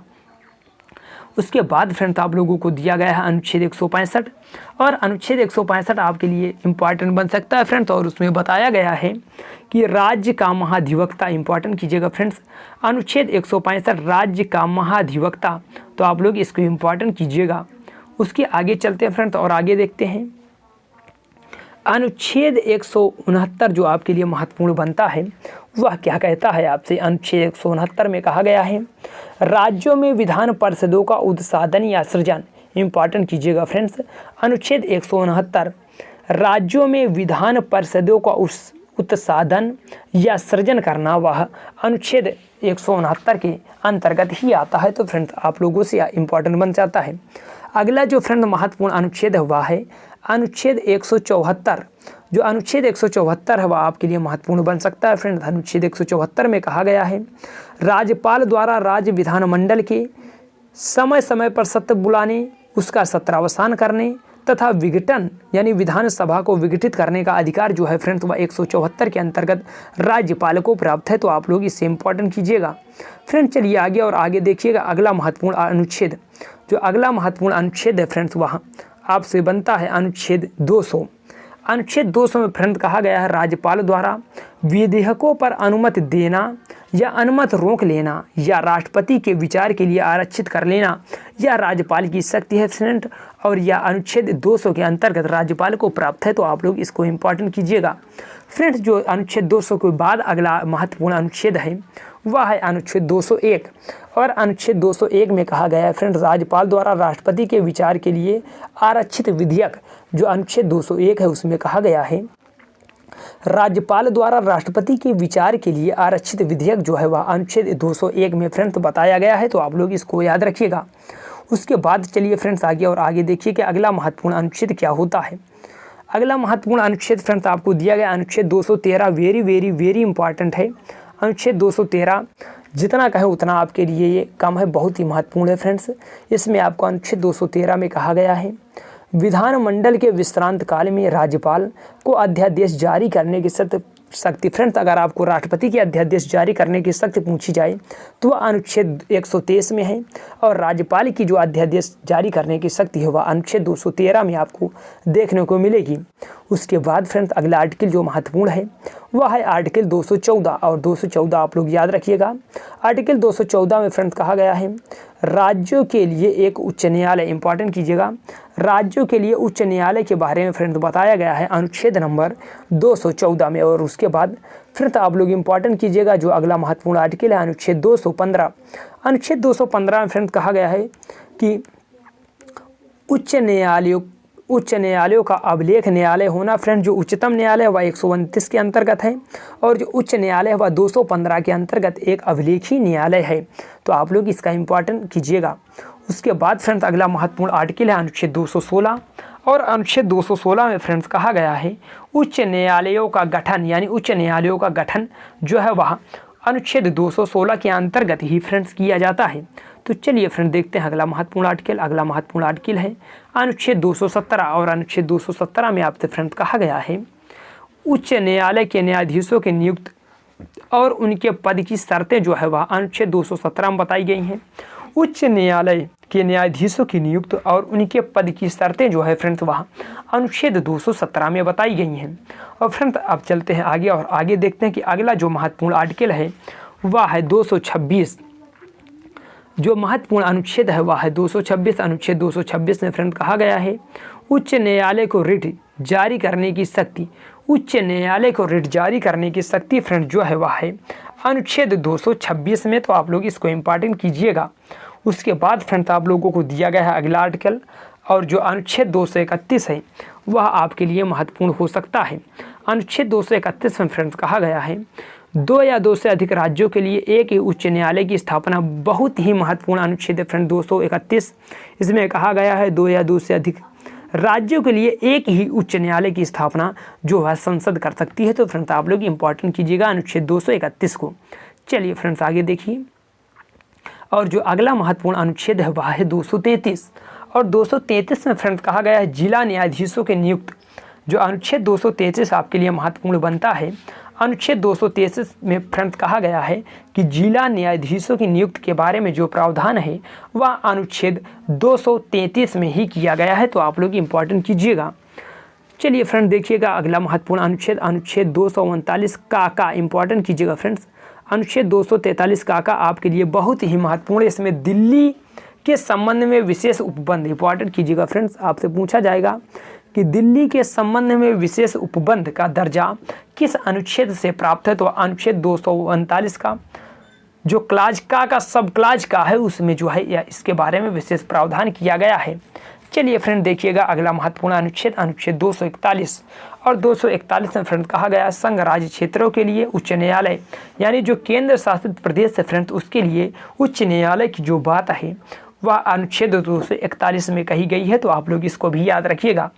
उसके बाद फ्रेंड्स आप लोगों को दिया गया अनुच्छेद 243 खा, इंपॉर्टेंट कीजिएगा फ्रेंड्स अनुच्छेद 243 खा। और इसमें जो अनुच्छेद 243 खा में कहा गया है पंचायतों का गठन। जो पंचायतों का गठन है फ्रेंड्स वह राज्य सूची के अंतर्गत आता है, यानी जो भाग 6 है। तो इसमें अनुच्छेद 243 में खा में कहा गया है पंचायतों का गठन। और उसके बाद फ्रेंड्स आप लोगों के सामने है अनुच्छेद 243 झा जो कि आपके लिए महत्वपूर्ण बनता है। यह अनुच्छेद 243 झा में फ्रेंड्स कहा गया है, पंचायतों के वित्तीय मामलों की सिफारिश करने के लिए राज्यों द्वारा वित्त आयोग गठित करना, यानी अगर राज्य वित्त आयोग के बारे में पूछा जाता है फ्रेंड तो वह अनुच्छेद 239 झा के अंतर्गत गठित किया जाता है। चलिए फ्रेंड्स आगे देखते हैं, और आगे आपको महत्वपूर्ण अनुच्छेद दिया गया है अनुच्छेद 243 टा, और अनुच्छेद 243 टा में फ्रेंड्स कहा गया है पंचायतों के लिए निर्वाचन, जो पंचायतों का निर्वाचन है फ्रेंड्स वह राज्य निर्वाचन आयोग कराता है, जो अनुच्छेद 243 टा के द्वारा करवाता है। तो चलिए फ्रेंड्स आगे देखते हैं अगला महत्वपूर्ण आर्टिकल अनुच्छेद 243 था, वेरी वेरी इंपॉर्टेंट कीजिएगा, अनुच्छेद 243 था, और इसमें कहा गया है नगर पालिकाओं के गठन के बारे में प्रावधान जो है फ्रेंड्स वह अनुच्छेद 243 था में कहा गया है। चलिए फ्रेंड देखिएगा अगला आर्टिकल जो महत्वपूर्ण है अनुच्छेद 243 या का, इंपॉर्टेंट कीजिएगा फ्रेंड्स, अनुच्छेद 243 या का जो है इसमें नगर पालिका का निर्वाचन कैसे होगा, नगर पालिका के निर्वाचन के बारे में बताया गया है फ्रेंड्स अनुच्छेद 243 या का में। अगला अनुच्छेद जो फ्रेंड्स महत्वपूर्ण है वह है अनुच्छेद 243 या खा, इंपॉर्टेंट कीजिएगा फ्रेंड्स, अनुच्छेद 243 या घा, जो अनुच्छेद 243 या घा है फ्रेंड्स उसमें जिला योजन के लिए समिति, इंपॉर्टेंट कीजिएगा, अनुच्छेद 243 या घा में जिला योजन के लिए समिति के बारे में विशेष प्रावधान किया गया है फ्रेंड्स, तो आप लोग इंपॉर्टेंट कीजिएगा। और जो उसके बाद महत्वपूर्ण अनुच्छेद बनता है फ्रेंड्स वह बनता है अनुच्छेद 243 या झा, जो अनुच्छेद 243 या झा उसमें सहकारी समितियों का निगमन के बाद कही गई है, तो आप लोग इसको भी याद रखिएगा। चलिए फ्रेंड्स आगे देखते हैं अगला महत्वपूर्ण अनुच्छेद। अगला जो महत्वपूर्ण अनुच्छेद बनता है वह बनता है अनुच्छेद 249, इंपॉर्टेंट कीजिएगा, और बहुत ही महत्वपूर्ण अनुच्छेद है अनुच्छेद 249। तो अनुच्छेद 249 को फ्रेंड्स आप लोग इंडिकेट कीजिएगा, राज्य सूची के विषय में संबंध, राज्य सूची के विषय के संबंध में राष्ट्रीय हित में विधि बनाने की संसद की शक्ति, तो आप लोग इंपॉर्टेंट कीजिएगा फ्रेंड्स अनुच्छेद 249 को, राज्य सूची के विषय के संबंध में राष्ट्रीय हित में विधि बनाने की संसद की जो शक्ति है वह अनुच्छेद 249 के ही अंतर्गत फ्रेंड्स प्राप्त है। उसके बाद फ्रेंड्स आप लोगों को दिया गया अनुच्छेद 253 जो कि महत्वपूर्ण बनता है। अनुच्छेद 253 में कहा गया अंतर्राष्ट्रीय करारों को प्रभावी करने के लिए जो विधान है फ्रेंड्स, अंतर्राष्ट्रीय संधि समझौते जो करार किए जाएंगे उसके लिए जो विधि या विधान है वह अनुच्छेद 253 में मेंशन किया गया है। उसके बाद फ्रेंड्स अगला जो महत्वपूर्ण इंपॉर्टेंट आर्टिकल है वह है अनुच्छेद 262, वेरी वेरी इंपॉर्टेंट कीजिएगा फ्रेंड्स, अनुच्छेद 262, जो अनुच्छेद 262 है उसमें कहा गया है अंतर्राज्यीय नदियों के जल संबंधित विवादों का न्यायाधिकरण, यानी न्याय निर्णय जो फ्रेंड्स है अंतर्राज्यीय नदियों के जल संबंधित विवादों का न्याय निर्णय जो फ्रेंड्स है वह अनुच्छेद 262 में ही किया गया है। उसके आगे जो फ्रेंड्स आपके लिए महत्वपूर्ण अनुच्छेद बनता है आप लोग इसे इंडिकेट कीजिएगा, अनुच्छेद 263। अनुच्छेद 263 में फ्रेंड्स अंतर्राज्यीय परिषद के संबंध में, यानी अंतर्राज्यीय परिषद के संबंध में उपबंध जो किया गया है फ्रेंड्स वह अनुच्छेद 263 में किया गया है, इसीलिए यह आपके लिए महत्वपूर्ण बनता है, तो आप लोग इसको इंडिकेट कीजिएगा। चलिए फ्रेंड्स अगला देखते हैं महत्वपूर्ण आर्टिकल। अगला आपको दिया गया है अनुच्छेद 266, जो अनुच्छेद 266 है उसमें कहा गया भारत और राज्यों की संचित निधियां और लोक लेखा के बारे में प्रावधान, इंपॉर्टेंट कीजिएगा फ्रेंड्स, भारत और राज्यों की संचित निधियां और लोक लेखा के बारे में जो प्रावधान किया जाता है फ्रेंड्स वह अनुच्छेद 266 के अंतर्गत किया जाता है, तो आप लोग इसको इंपॉर्टेंट कीजिएगा। उसके बाद फ्रेंड्स आप लोगों को दिया गया अनुच्छेद 267, इंपॉर्टेंट कीजिएगा, अनुच्छेद 267 भारत की आकस्मिकता निधि के बारे में बताता है फ्रेंड्स। पहले अनुच्छेद 266 में भारत की संचित निधि है और अनुच्छेद 267 में भारत की आकस्मिकता निधि है, तो आप लोग इसको इंपॉर्टेंट कीजिएगा। और उसके बाद इंपॉर्टेंट अनुच्छेद 280 बहुत ही महत्वपूर्ण है फ्रेंड्स, अनुच्छेद 280 में वित्त आयोग के बारे में बताया गया है, तो आप लोग इसको इंपॉर्टेंट कीजिएगा। चलिए फ्रेंड देखते हैं आगे, और आगे आप लोगों को दिया गया है एक महत्वपूर्ण आर्टिकल जो कि है अनुच्छेद 300 का, इंपॉर्टेंट कीजिएगा फ्रेंड्स, अनुच्छेद 300 का जो है इसमें विधि के प्राधिकार के बिना व्यक्तियों को संपत्ति से वंचित नहीं किया जाएगा, जाना, तो इसके बारे में जो फ्रेंड्स संपत्ति का अधिकार उसको 300 का में मेंशन किया गया है, तो आप लोग इसको इंपॉर्टेंट कीजिएगा। 300 का में कहा गया है विधि के प्राधिकार के बिना व्यक्तियों को संपत्ति से वंचित न किया जाना, या अनुच्छेद 300 का में बताया गया है। चलिए फ्रेंड देखिएगा अगला महत्वपूर्ण अनुच्छेद जो है 312, इसमें बताया गया अखिल भारतीय सेवाओं के बारे में। अनुच्छेद 312 में फ्रेंड्स अखिल भारतीय सेवाओं के बारे में बताया गया है।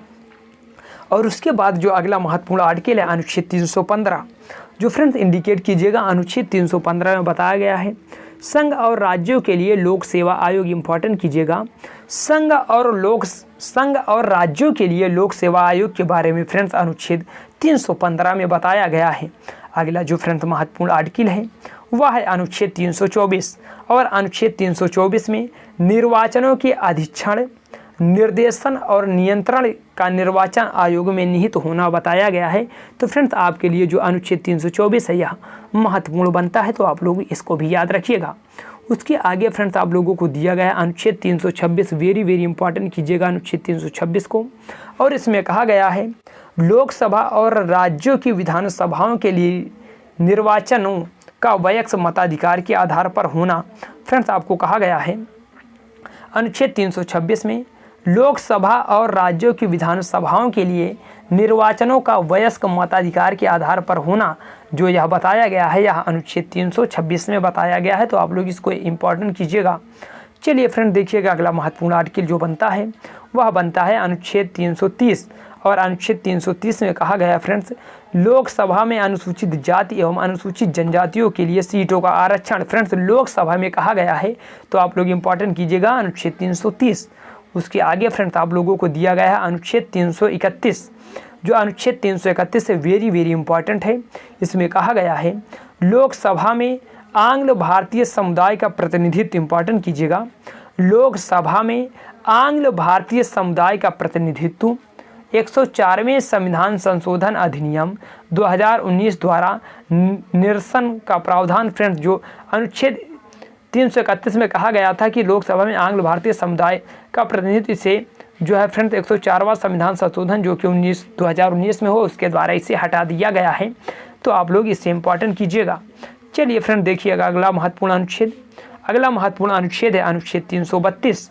अनुच्छेद 332 में फ्रेंड कहा गया है कि राज्यों की विधानसभाओं में अनुसूचित जातियों और अनुसूचित जनजातियों के लिए स्थानों का आरक्षण जो है फ्रेंड तो वह अनुच्छेद 332 के अंतर्गत है। और जो अगला महत्वपूर्ण अनुच्छेद बनता है अनुच्छेद 333, जो अनुच्छेद 333 फ्रेंड तो उसमें कहा गया है राज्यों की विधानसभाओं में आंग्ल भारतीय समुदाय का प्रतिनिधित्व 104वें संविधान संशोधन अधिनियम 2019 द्वारा निरसन का प्रावधान है। तो फ्रेंड्स आप लोग इसको इम्पॉर्टेंट कीजिएगा, 104वां संविधान संशोधन अधिनियम 2019। चलिए फ्रेंड देखिएगा अगला जो महत्वपूर्ण अनुच्छेद बनता है आपके पेपर ऑफ व्यू से अनुच्छेद 338, इंपॉर्टेंट कीजिएगा फ्रेंड्स। अनुच्छेद 338 में कहा गया है राष्ट्रीय अनुसूचित जाति आयोग, इंपॉर्टेंट कीजिएगा फ्रेंड्स। अनुच्छेद 338 में कहा गया है कि राष्ट्रीय अनुसूचित जाति आयोग के बारे में बताया गया है। फिर अगला जो महत्वपूर्ण बनता है वह बनता है अनुच्छेद 338 का, जो फ्रेंड्स अनुच्छेद है अनुच्छेद 338 का, उसमें कहा गया है राष्ट्रीय अनुसूचित जनजाति आयोग के बारे में बताया गया है अनुच्छेद 338 का में। चलिए फ्रेंड देखते हैं अगला महत्वपूर्ण अनुच्छेद जो है अनुच्छेद 340। अनुच्छेद 340 में बताया गया राष्ट्रीय पिछड़ा वर्ग आयोग का गठन, जो ओबीसी आयोग है उसके बारे में फ्रेंड्स अनुच्छेद 340 में बताया गया है। अगला जो फ्रेंड्स महत्वपूर्ण अनुच्छेद बनता है वह बनता है अनुच्छेद 343, इंपॉर्टेंट कीजिएगा। अनुच्छेद 343 में संघ की राजभाषा हिंदी एवं देवलिपि जो है वह देवनागरी घोषित है। फ्रेंड्स अनुच्छेद 343 के अंतर्गत संघ की राजभाषा हिंदी और लिपि देवनागरी घोषित है, तो आप लोग इसको इम्पॉर्टेंट कीजिएगा। फ्रेंड्स अगला महत्वपूर्ण अनुच्छेद देखिएगा अनुच्छेद 344, इसमें कहा गया है राजभाषा आयोग के बारे में, अनुच्छेद 344 में कहा गया है। चलिए फ्रेंड देखते हैं अगला महत्वपूर्ण अनुच्छेद 350 का। अनुच्छेद 350 का में फ्रेंड्स कहा गया है कि प्राथमिक स्तर पर मातृभाषाओं की शिक्षा की सुविधाएं, इंपॉर्टेंट कीजिएगा फ्रेंड्स, प्राथमिक स्तर पर मातृभाषाओं में शिक्षा की सुविधाएं, तो फ्रेंड्स आप लोग इसको इम्पॉर्टेंट कीजिएगा अनुच्छेद 350 का को। चलिए फ्रेंड देखते हैं अगला महत्वपूर्ण अनुच्छेद 352। तो आप लोग इंपॉर्टेंट कीजिएगा फ्रेंड्स। अनुच्छेद 352 राष्ट्रीय आपात की घोषणा युद्ध या बाह्य आक्रमण या सशस्त्र विद्रोह की स्थिति में, तो फ्रेंड इंडिकेट कीजिएगा जो राष्ट्रीय आपातकाल है वह अनुच्छेद 352 में है।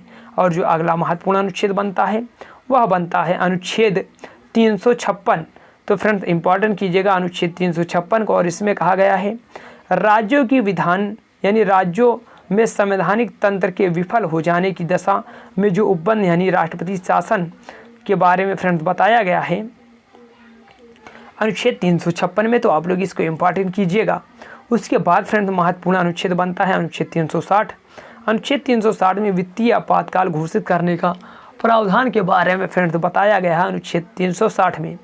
फिर उसके बाद जो अगला और अंतिम महत्वपूर्ण अनुच्छेद बनता है फ्रेंड्स आपके पेपर आव्यू से, वह बनता है अनुच्छेद 368। और अनुच्छेद 368 में कहा गया है संसद को संविधान में संशोधन करने की शक्ति और प्रक्रिया के बारे में फ्रेंड जो है अनुच्छेद 368 में बताया गया है। तो आप लोग आशा करते हैं कि सारे महत्वपूर्ण अनुच्छेदों को ध्यानपूर्वक पढ़ा होगा। चलिए फ्रेंड देखते हैं कि आगे और आपके लिए क्या महत्वपूर्ण है। फ्रेंड्स आगे आपको दिया गया है अनुसूचियां एवं उनसे संबंधित विषय। फ्रेंड्स यहाँ से भी आपके पेपर में 1 या 2 प्रश्न देखने को मिलते हैं। तो चलिए फ्रेंड्स हम लोग अनुसूचियों के बारे में डिस्कशन शुरू करते हैं। फ्रेंड्स आपको दिया गया है पहली अनुसूची। पहली अनुसूची में दिया गया है संघ और राज्य क्षेत्र के बारे में। दूसरी अनुसूची में फ्रेंड्स भारतीय संघ के पदाधिकारियों को मिलने वाले वेतन, भत्ते तथा पेंशन आदि का उल्लेख जो है फ्रेंड्स वह अनुसूची नंबर 2 में है। तो आप लोग इसको भी इंडिकेट कीजिएगा। चलिए फ्रेंड देखिएगा अनुसूची नंबर 3। और अनुसूची नंबर 3 में बताया गया है फ्रेंड्स भारतीय संघ के कुछ पदाधिकारियों के शपथ और प्रतिज्ञान का प्रारूप जो है वह अनुसूची नंबर 3 में है फ्रेंड्स। तो इसको आप लोग इंडिकेट कीजिएगा। उसके बाद फ्रेंड्स अनुसूची नंबर 4 में कहा गया है राज्यसभा में स्थानों का आवंटन। इंपॉर्टेंट कीजिएगा। अनुसूची नंबर 4 में कहा गया है फ्रेंड्स राज्यसभा में स्थानों का आवंटन के बारे में अनुसूची नंबर 4 में बताया गया है। तो आप लोग इसको याद रखिएगा। उसके बाद फ्रेंड्स आप लोगों को दिया गया है अनुसूची नंबर 5। जो अनुसूची नंबर 5 है फ्रेंड्स इंपॉर्टेंट कीजिएगा। अनुसूची नंबर 5 में लिखा गया है अनुसूचित क्षेत्रों तथा अनुसूचित जनजातियों के प्रशासन व नियंत्रण के बारे में उपबंध। 5वीं अनुसूची के अधीन जनजातीय भूमि का खनन के लिए निजी पक्षकारों को अंतरण आकृत और शून्य घोषित किया जा सकता है। तो फ्रेंड्स आप लोग अनुसूची नंबर 5 को ध्यान दीजिएगा। उसके बाद फ्रेंड्स आप लोगों को दिया गया अनुसूची नंबर 6। और इसमें आपको असम, मेघालय, त्रिपुरा, मिजोरम के जनजातीय क्षेत्रों के प्रशासन के बारे में अनुसूची नंबर 6 में उपबंध मिलते हैं। तो आप लोग इसको याद रखिएगा। उसके बाद फ्रेंड्स आप लोगों को दिया गया अनुसूची 7वीं यानी 7वीं अनुसूची। 7वीं अनुसूची में केंद्र व राज्यों के बीच शक्तियों का विभाजन का जो है प्रावधान किया गया है 7वीं अनुसूची में। तो फ्रेंड्स आप लोग देखिएगा। और उसके बाद जो 7वीं अनुसूची में फ्रेंड्स 3 सूचियां आपको देखने को मिलेंगी। पहली संघ सूची, दूसरी राज्य सूची तथा तीसरी समवर्ती सूची। तो फ्रेंड्स संघ सूची में कुल विषय 97 और वर्तमान में 98 का उल्लेख है। जिस पर कानून बनाने का अधिकार केवल संघ का है उसे संघ सूची कहते हैं। फ्रेंड्स जो आपको दिया गया है राज्य सूची, राज्य सूची में कुल विषय 66 लेकिन वर्तमान में 59 है। तो आप लोग इंडिकेट कीजिएगा। यानी वे सूचियाँ जिन पर संघ बनाने का अधिकार राज्य सूची को है फ्रेंड्स राज्य को है उनको राज्य सूची में रखा जाता है। उसके बाद आप लोगों को दिया गया समवर्ती सूची। समवर्ती सूची में फ्रेंड्स कुल विषय 47 और वर्तमान में 52 का उल्लेख है। यानी जिन पर कानून बनाने का अधिकार संघ तथा राज्य दोनों को है। फ्रेंड देखिएगा पुलिस, लोक स्वास्थ्य और स्वच्छता, प्रति व्यक्ति कर, गैस, कृषि, रेलवे पुलिस, कारागार, पंचायती राज एवं भूमि सुधार राज्य सूची के विषय हैं। तो फ्रेंड्स आप लोग इंपॉर्टेंट कीजिएगा। आपको दिया गया पुलिस, लोक स्वास्थ्य, स्वच्छता, प्रति व्यक्ति कर, गैस, कृषि, रेलवे पुलिस, कारागार, पंचायती राज एवं भूमि सुधार राज्य सूची के विषय हैं। उसके बाद देखिएगा फ्रेंड्स रेडियो, टेलीविज़न, शेयर बाजार, डाकघर, बचत बैंक, जनगणना, बैंकिंग, बीमा, रक्षा, रेलवे एवं निगम कर यह संघ सूची के विषय हैं। उसके बाद फ्रेंड्स आगे आप लोगों को दिया गया है आर्थिक योजना, आपराधिक मामले, जनसंख्या नियंत्रण, परिवार नियोजन, शिक्षा, वन, दंड प्रक्रिया संहिता, विवाह विच्छेद, तलाक, गोद लेना संवर्ती सूची के विषय हैं। तो आप लोग फ्रेंड्स इसे फिर से पढ़ लीजिएगा, नहीं तो आप लोग PDF लेकर उसे ध्यानपूर्वक पढ़ लीजिएगा। चलिए फ्रेंड्स आगे देखिएगा, आगे आप लोगों को दिया गया है 8वीं अनुसूची, चलते हैं देखते हैं 8वीं अनुसूची। इसमें भारतीय संविधान द्वारा प्रदत्त 22 भाषाओं का उल्लेख है। मूलतः इसमें 14 भाषाएं थीं। वर्ष 1967 में सिंधी को 21वें संविधान संशोधन द्वारा, वर्ष 1992 में कोंकणी, नेपाली, मणिपुर को 71वें संविधान संशोधन द्वारा, वर्ष 2004 में संथाली, बोडो, मैथिली और बोडो डोंगरी को 92वें संविधान संशोधन द्वारा 8वीं अनुसूची में शामिल किया गया। तो फ्रेंड्स आप लोग इसको भी याद रखिएगा। उसके बाद फ्रेंड्स आप लोगों को दिया गया है 9वीं अनुसूची, इंपॉर्टेंट कीजिएगा। 9वीं अनुसूची यानी विशिष्ट अधिनियमों और विनियमों का सत्यापन। प्रथम संविधान संशोधन अधिनियम 1951 द्वारा संविधान में शामिल 9वीं अनुसूची भारत के प्रथम प्रधानमंत्री जवाहरलाल नेहरू के कार्यकाल के दौरान भारतीय संविधान में शामिल की गई। इस यानी वर्तमान में इस अनुसूची में लगभग 284 अधिनियम है। तो आप लोग इम्पॉर्टेंट कीजिएगा फ्रेंड्स। उसके बाद आप लोगों को दिया गया है 10वीं अनुसूची। 10वीं अनुसूची दल बदल के आधार पर निर्भरता के बारे में उपबंध करती है। 52वां संविधान संशोधन अधिनियम 1985 द्वारा शामिल किया गया फ्रेंड्स 10वीं अनुसूची को। अब चलते हैं देखते हैं 11वीं अनुसूची। 11वीं अनुसूची पंचायतों के अधिकार यानी प्राधिकार तथा दायित्व के बारे में उपबंध है। यानी 73वें संविधान संशोधन अधिनियम 1992 द्वारा संविधान में शामिल है। इस अनुसूची में पंचायती राज से संबंधित 29 विषय, इंपॉर्टेंट कीजिएगा फ्रेंड्स, 29 विषय हैं। उसके बाद फ्रेंड्स आप लोगों को बताया गया है 12वीं अनुसूची, इंपॉर्टेंट कीजिएगा। 12वीं अनुसूची नगर पालिकाओं के अधिकार, प्राधिकार तथा दायित्व आदि जो है 74वें संविधान संशोधन 1992 द्वारा संविधान में शामिल। इसमें शहरी स्थानीय निकाय से संबंधित 18 विषय फ्रेंड्स आप लोगों से पूछा जाएगा। पंचायती राज में 29 विषय और जो है नगर पालिका में या नगर पालिकाओं में आपको 18 विषय ही देखने को मिलते हैं। तो आप लोग इसको इम्पॉर्टेंट कीजिएगा। चलिए फ्रेंड्स आगे देखते हैं। आगे आप लोगों को दिया गया है विधायी विषयों को संविधान की 7वीं अनुसूची में रखा गया है। भारत के संविधान के अंतर्गत पुलिस, लोक स्वास्थ्य, स्वच्छता, प्रति व्यक्ति कर, निखत निधि, गैस यानी संकर्म, कृषि, रेलवे, पुलिस, कारागार, पंचायती राज, भूमि सुधार राज्य सूची के विषय हैं। तो फिर से आप लोग इसे पढ़ लीजिएगा।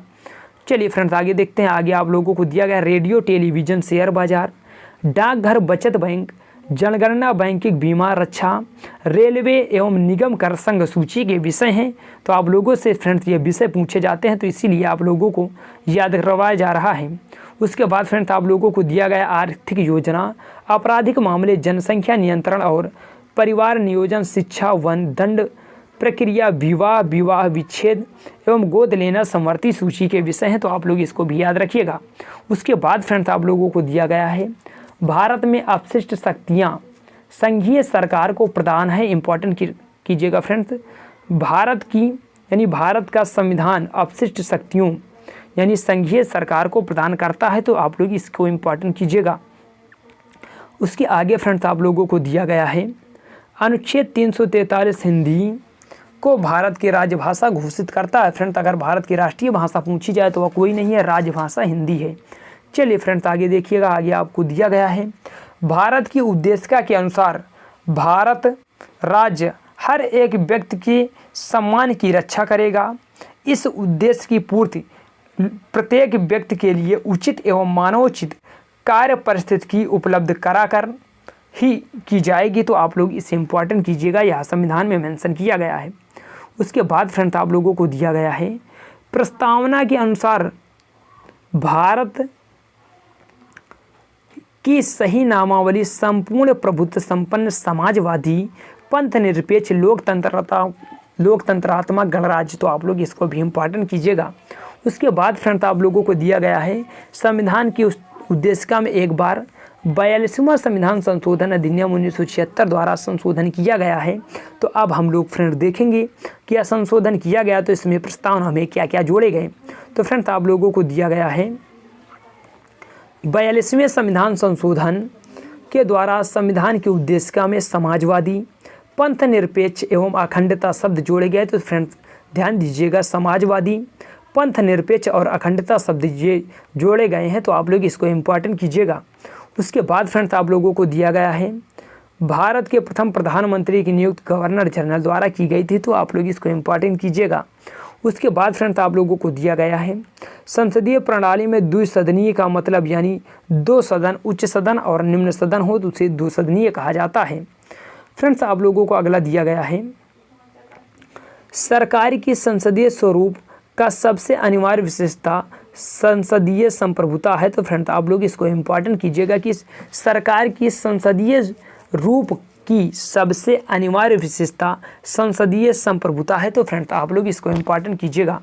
उसके बाद फ्रेंड्स आप लोगों को दिया गया है सरकार के संसदात्मक स्वरूप में राज्य की वास्तविक शक्तियाँ प्रधानमंत्री की अध्यक्षता वाली मंत्रिपरिषद में सन्निहित होती है। तो फ्रेंड्स यह प्रश्न जो है वह यूपीपीसीएस में आपसे पूछा गया है, तो आप लोग इसको याद रखिएगा। चलिए फ्रेंड्स आगे देखते हैं, और आगे आप लोगों को दिया गया है संसदीय शासन प्रणाली में लोकसभा द्वारा पारित अविश्वास प्रस्ताव के माध्यम से सरकार को अपदस्थ किया जा सकता है। तो फ्रेंड्स आप लोग इम्पॉर्टेंट कीजिएगा कि संसदीय शासन प्रणाली में लोकसभा द्वारा पारित अविश्वास प्रस्ताव के माध्यम से सरकार को यानी अपदस्थ यानी सरकार को हटाया जा सकता है। तो आप लोग इम्पॉर्टेंट कीजिएगा। उसके बाद फ्रेंड्स आप लोगों को दिया गया है संविधान के अनुच्छेद 1 भारत को राज्यों के संघ यानी यूनियन ऑफ स्टेट के रूप में वर्णित करता है। उसके बाद देखिएगा फ्रेंड्स आप लोगों को इम्पॉर्टेंट जो दिया गया है भारतीय संघ में नए राज्यों का निर्माण संसद कर सकती है। तो आप लोग इम्पॉर्टेंट कीजिएगा। चलिए फ्रेंड देखते हैं आगे, और आगे आप लोगों को दिया गया है संसद को किसी राज्य में से उसका राज्य क्षेत्र अलग करने अथवा 2 या 2 से अधिक राज्यों को मिला करके अथवा किसी राज्य क्षेत्र को किसी राज्य के भाग के साथ मिला करके एक नए राज्य का निर्माण करने की शक्ति जो है प्राप्त है, वह अनुच्छेद जो यानी संसद को प्राप्त है। तो फ्रेंड्स इसे आप लोग इंडिकेट कीजिएगा। उसके बाद फ्रेंड्स आप लोगों को दिया गया है भारतीय संघ जिसे यूनियन कहते हैं, यूनियन के राज्यों को संसद के दोनों सदनों की साधारण बहुमत और संबंधित राज्यों की विधायिका की सहमति द्वारा पुनः व्यवस्थित किया जा सकता है और उसकी सीमाओं को बदला जा सकता है। तो फ्रेंड्स आप लोग इसको भी इम्पॉर्टेंट कीजिएगा। उसके बाद फ्रेंड्स आप लोगों को दिया गया है छत्तीसगढ़ राज्य 1 नवंबर 2000 को, उत्तराखंड 9 नवंबर 2000 को, और जो झारखंड वो 15 नवंबर 2000 को अस्तित्व में आया। तो फ्रेंड्स आप लोग इसको भी याद रखिएगा। और उसके बाद नवगठित राज्य तेलंगाना 2 जून 2014 को अस्तित्व आंध्र प्रदेश राज्य के विभाजन से हुआ। तो फ्रेंड्स आप लोग इसको भी इम्पॉर्टेंट कीजिएगा। और उसके बाद फ्रेंड्स आप लोगों को दिया गया है भारत में वर्तमान में 28 राज्य और 8 केंद्र शासित प्रदेश हैं। तो आप लोग इसको भी याद रखिएगा। चलिए फ्रेंड्स आगे देखते हैं, और आगे आप लोगों को दिया गया है जम्मू और कश्मीर राज्य पुनर्गठन अधिनियम 2019 के अनुसार जम्मू और कश्मीर का विभाजन 2 संघ राज्य क्षेत्रों यथा जम्मू कश्मीर और लद्दाख में कर दिया गया है। तो फ्रेंड्स आप लोग देखिएगा कि 2019 में किया गया है। उसके बाद फ्रेंड्स आपको दिया गया है नए राज्यों का गठन वर्ष, इंपॉर्टेंट कीजिएगा। और यहाँ से 100% आपके पेपर में एक प्रश्न फ्रेंड्स देखने को मिलता है। उसके बाद आपको दिया गया है एक तरफ राज्य और दूसरी तरफ दिया गया उनसे संबंधित जो गठन वर्ष है। तो चलिए फ्रेंड्स इंडिकेट करते हैं और इसे पढ़ने की कोशिश करते हैं। फ्रेंड्स आपको दिया गया आंध्र प्रदेश, जो आंध्र प्रदेश है उसका गठन 1953 में हुआ। उसके बाद गुजरात का गठन 1960, नागालैंड का गठन फ्रेंड्स 1963, हरियाणा का गठन 1966, हिमाचल प्रदेश का गठन 1971, मेघालय त्रिपुरा फ्रेंड मेघालय का गठन 1972, मणिपुर और त्रिपुरा का गठन भी 1972, सिक्किम का गठन फ्रेंड्स 1975, मिजोरम, अरुणाचल प्रदेश और गोवा का गठन भी फ्रेंड्स 1987 में हुआ। उसके बाद छत्तीसगढ़, उत्तराखंड और झारखंड का गठन 2000 में और तेलंगाना का गठन फ्रेंड्स 2014 में हुआ। तो आप लोग इसको इम्पॉर्टेंट मारिएगा और इसे याद करने की कोशिश कीजिएगा। चलिए फ्रेंड्स आगे देखते हैं, और आगे आप लोगों को दिया गया है अमेरिकी संविधान संघीय संविधान की एक विशेषता है। इंपॉर्टेंट कीजिएगा कि जो अमेरिकी संविधान है वह संघीय संविधान की एक विशेषता है। तो आप लोग इसको इम्पॉर्टेंट कीजिएगा। उसके बाद फ्रेंड्स आप लोगों को कहा गया है दादरा एवं नगर हवेली तथा दमन एवं दीव की राजधानी दमन को निर्दिष्ट किया गया है। तो फ्रेंड दादरा नगर हवेली और दमन दीव की राजधानी आपको सिर्फ और सिर्फ दमन ही देखने को मिलेगी। चलिए फ्रेंड देखिएगा, उल्लेखनीय है कि दादरा और नगर हवेली तथा दमन और दीव संघ राज्य क्षेत्र का विलय अधिनियम 2019 के तहत दोनों संघ राज्य क्षेत्रों का विलय कर दिया गया है। तो फ्रेंड्स आप लोगों को यह भी याद होना चाहिए। उसके बाद फ्रेंड्स आप लोगों को दिया गया है गुजरात राज्य का गठन 1 मई 1960 को हुआ। तो फ्रेंड्स आप लोगों से पूछा जाता है कि गुजरात राज्य का गठन कब हुआ, तो वह 1 मई 1960 को हुआ। उसके बाद फ्रेंड्स आप लोगों को दिया गया है हिमाचल प्रदेश की राजधानी शिमला चंडीगढ़ संघ राज्य क्षेत्र है। उसके बाद फ्रेंड्स आपको दिया गया है लोकतंत्र में सत्ता का संचालन जनता के प्रतिनिधियों द्वारा होता है। वेरी वेरी इंपॉर्टेंट कीजिएगा फ्रेंड्स, लोकतंत्र में सत्ता का संचालन जनता के प्रतिनिधियों द्वारा होता है। तो आप लोग इसको इंपॉर्टेंट कीजिएगा। चलिए फ्रेंड देखिएगा, आगे आप लोगों को और दिया गया है जो भी आप लोगों के लिए महत्वपूर्ण हो सकता है। फ्रेंड्स आप लोगों को दिया गया है भारतीय संविधान के भाग 2 में नागरिकता का उल्लेख किया गया है। तो फ्रेंड्स आप लोग इंपॉर्टेंट कीजिएगा कि भाग 2 में नागरिकता का उल्लेख किया गया है।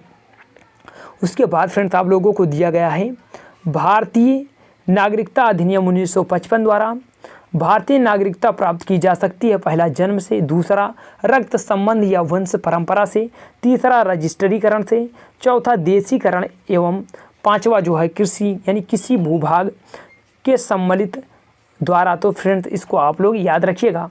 उसके बाद फ्रेंड्स आप लोगों को दिया गया है किसी व्यक्ति को भारतीय नागरिकता हेतु आवेदन करने से पूर्व कम से कम 5 वर्ष की अवधि तक भारत में निवास करना आवश्यक होगा। तो फ्रेंड्स इसको भी आप लोग याद रखते चलिएगा। उसके बाद फ्रेंड्स आप लोगों को कहा गया है नागरिकता अधिनियम 1955 द्वारा प्रदत्त शक्ति के अधीन केंद्रीय सरकार को इस प्रश्न का निर्धारण करने की एकमात्र निर्णयाधिकार है कि एक व्यक्ति जो भारत का नागरिक था विदेशी राज्य की नागरिकता अर्जित करने के बाद भारतीय नागरिकता खो देता है। तो फ्रेंड्स आप लोग इसको भी याद रखिएगा। फ्रेंड्स आपको अगला जो आज का अंतिम पॉइंट दिया गया है वह दिया गया है नागरिकता के बारे में विधि बनाने की संपूर्ण शक्ति संसद को है। तो फ्रेंड्स आप लोग इसको भी याद कीजिएगा कि जो नागरिकता के बारे में कानून बनाने की अंतिम शक्ति फ्रेंड्स है वह संसद को है। तो फ्रेंड्स आज हमने इस टॉपिक में पूरा जो है हम कवर करने की कोशिश की है, जिसमें हमने आपको भारतीय संविधान के मूलभूत जो विशेषताएं हैं उस पर हमने चर्चा की। तो फ्रेंड्स जो हम अगले क्लास में मिलेंगे तो इसके आगे आप लोगों से चर्चा करेंगे। तो फ्रेंड्स आज की क्लास कैसी लगी? थोड़ी सी आपके लिए बड़ी हो गई होगी तो उसमें आप लोग घबराइएगा नहीं। अगर क्लास अच्छी लगी हो, अगर अभी तक आपने क्लास को लाइक नहीं किया तो पहले आप लोग क्लास को लाइक कीजिए और शेयर कीजिए और चैनल को सब्सक्राइब कर बेल बटन अवश्य दबाएं, जिससे हमारी आने वाली सभी वीडियो के नोटिफिकेशन आपको नियमित रूप से मिल सके। और जी हाँ दोस्तों, अगर आपको इस क्लास का PDF चाहिए तो आपको गुरुकुल इंस्टीट्यूट सूची टेलीग्राम चैनल ज्वाइन करना होगा, जहां पर हम डेली बेसिस पर क्लासों की PDF प्रोवाइड कराते हैं। तो धन्यवाद फ्रेंड्स, मिलते हैं अगली क्लास में, तब तक के लिए जय हिंद।